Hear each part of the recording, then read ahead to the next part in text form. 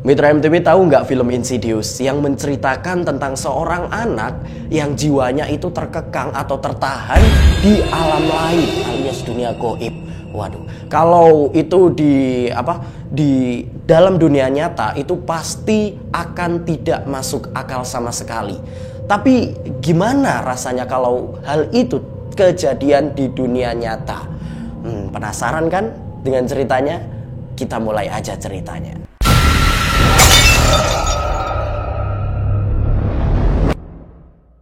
Awal mula ceritanya ini dari tetanggaku.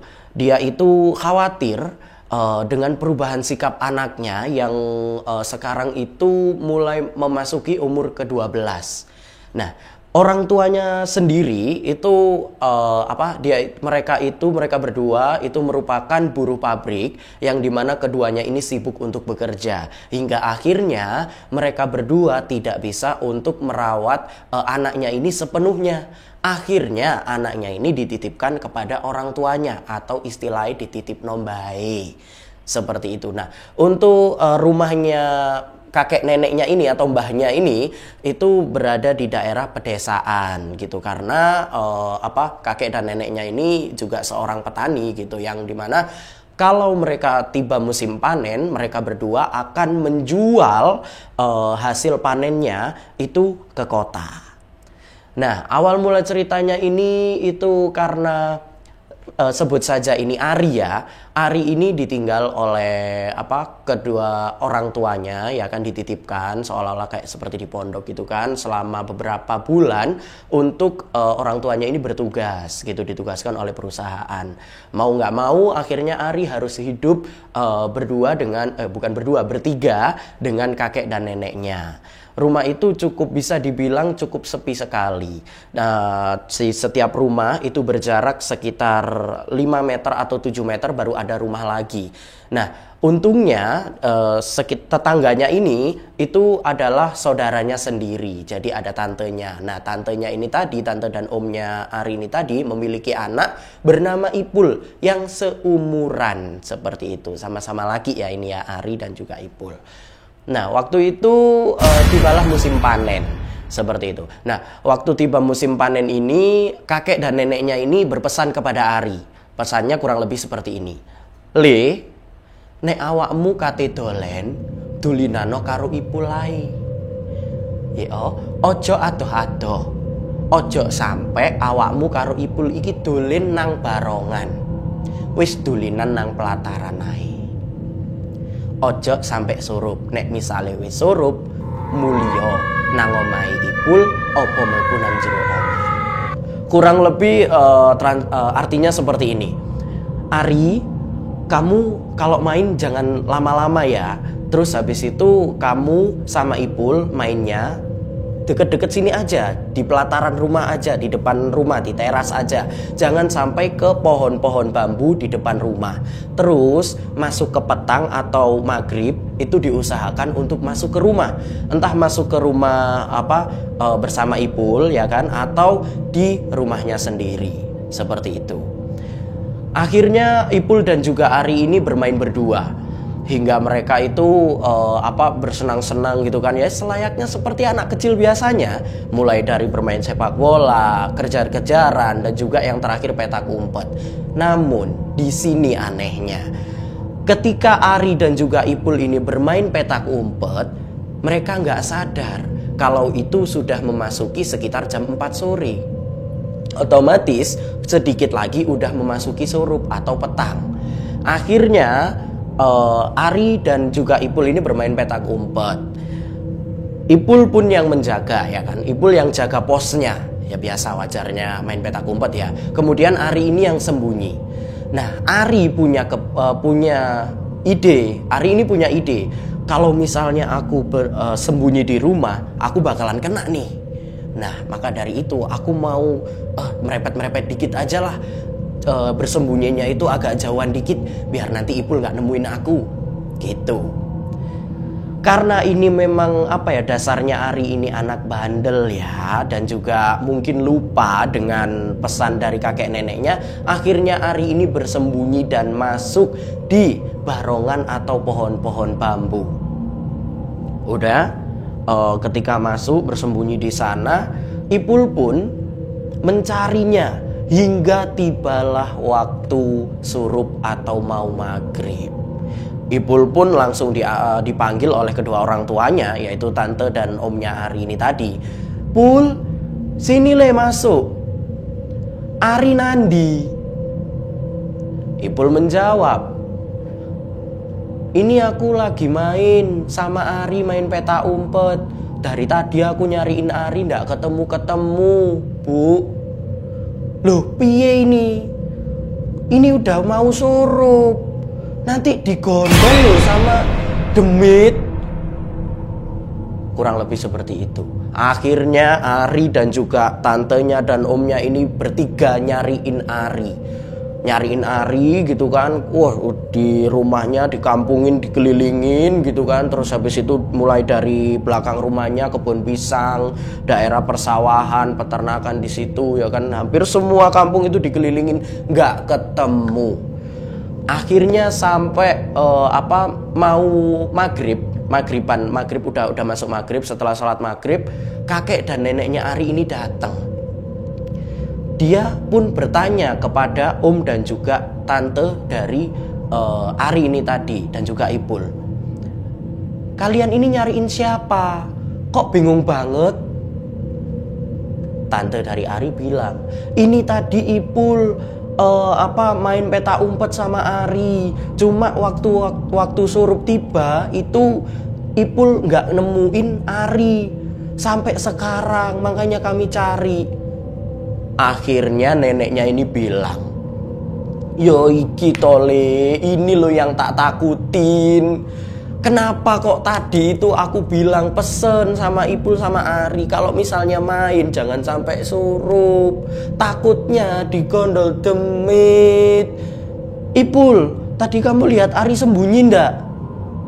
Ya Ipul jelas karena nggak lihat, karena lagi jaga pos gitu kan. Karena soalnya memang peraturannya di awal tadi Ipul itu bilang gitu loh. Ipul bilang kalau sembunyinya jangan terlalu jauh gitu. Terus habis itu di rumah-rumah aja gitu. Wes akhirnya di situ mereka berlima itu bingung, lapor ke RT ke kepala desa atau RT gitu. Nah, terus habis itu udah tuh lapor. Waktu lapor ya kan, RT ini akhirnya manggil orang pinter. Habis diterawang dibacain ya kan sama orang pinternya. Ternyata Ari bersembunyi di barongan atau pohon-pohon bambu seperti itu. Dan orang pintar itu bilang cara buat Ari bisa kembali dengan memukul kayak bikin musik sesederhana mungkin, kayak orang itu lagi bangunin sahur gitulah modelnya kayak gitu. Itu biar Ari ini bisa keluar dari situ. Dan orang pintar ini juga berkata kepada kedua orang tua Ari dan juga keluarganya Ari ini, bilang jangan sampai telat, apalagi melebihi jam 12 malam. Kalau lebih dari itu Ari sudah tidak bisa ditemukan. Waduh, bagaimana itu ya kan perasaan kakek neneknya Ari yang dititipin. Waduh, repot kan. Akhirnya mengajak seluruh warga kampung untuk mencari Ari yang sudah diplot sama orang pinter ini tadi nih, kalau dia bersembunyi di barongan atau pohon-pohon bambu. Semuanya dipukulin gitu kan, kayak Ari, ada yang azan juga, ada yang bacain ayat-ayat kursi. Hampir mendekati jam 12, lebih tepatnya setengah 11 ya kan, setengah 11-an, Ari muncul di balik pohon bambu yang kecil banget. Dia itu tinggi, cuma dia pohonnya itu berdirinya itu enggak yang bergerombol gitu. Dia enggak bergerombol, tumbuhnya pohon bambu ini enggak bergerombol. Kayak bisa dibilang itu enggak mungkin lah buat orang ini sembunyi di situ terus enggak kelihatan. Seperti itu. Ari pun datang menemui sumber suara itu dengan muka yang pucet banget, terus keadaan yang linglung. lemes lah pokoknya seperti itu. Nah akhirnya histeris, kakek neneknya Ari ini histeris sambil memeluk Ari kayak, "Le, kamu kemana aja sih, Le?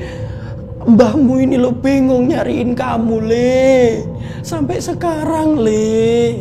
Akhirnya sama paranormal, "Baik, terima kasih Bapak dan Ibu, Bapak dan Ibu-ibu, ya kan, sudah membantu untuk mencari Ari. Udah, sekarang Ari dibawa dulu ke rumah, kita istirahatkan, ya kan. Seenggaknya Ari udah mulai tenang dulu. Kemudian nanti kita jelasin atau kita tanya-tanya Ari lebih lanjut." Seperti itu. Akhirnya sudah sampai di rumah, terus paranormal itu tadi juga udah nyembuhin Ari, ya kan, kayak dibacain doa-doa, minum air doa seperti itu. Ari pun ditanya-tanyalah oleh paranormal tadi, "Kenapa kok kamu main petak umpet di pohon-pohon bambu tadi di Barongan? Kenapa?" Ari bilang, "Iya Pak, tadi saya itu sebenarnya kan main petak umpet sama Ipul. Cuma waktu saya sembunyi, ya kan, saya pikir saya biar gak ditemuin Ipul dengan mudah. Nah waktu saya sembunyi sebenarnya itu gak terlalu masuk ke dalam. Cuma tadi saya ngelihat kalau ada anak sepantaran saya ngajak saya main bola di situ. Terus akhirnya saya diajak ke rumahnya, saya itu disuruh maem di situ. Cuma karena saya sudah kenyang, saya juga ndak kenal, saya tolak. Akhirnya saya menunggu di rumah itu gitu kan. Katanya nanti disusul." Seperti itu. Nah, udah jelas ya kan bahwa ternyata Ari memang sengaja sembunyi di Barongan atau pohon-pohon bambu tersebut. Cuman ada faktor goibnya, yaitu melihat anak-anak umur sepantaran Ari ini tadi yang ngajak buat main bareng. Cukup merinding ya.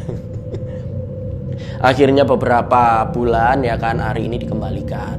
Setelah beberapa bulan Ari mulai membaik ya kan, dikembalikan ke orang tuanya. Tapi nggak sampai di situ. Ari mengalami perubahan sikap. Dari kejadian itu beberapa bulan setelahnya, setelah dikembalikan ke orang tua, Ari mengalami perubahan sikap yang cukup signifikan. Ari nggak mau bermain dengan teman sebayanya, lebih cenderung menghindari keramaian. Dia suka main atau berdiam diri di dalam kayak ruangan-ruangan yang gelap gitu. Nah waktu itu ya kan ayah dan ibunya Ari ini tadi itu pulang ke rumah ya kan, pulang ke rumah. Terus habis itu melihat Ari itu kayak seolah-olah berbicara sendiri, ngomong sendiri ya kan, kayak ayo main yuk gitu, tapi mukanya agak polos, agak linglung gitu loh, seolah-olah ada yang diajak main tapi dia sendirian gitu. Terus sampai ditanyain sama orang tuanya, "Le, kamu main sama siapa?" "Ini main sama temenku." "Udah papa sama mama papa dan mama keluar aja dulu, dia takut."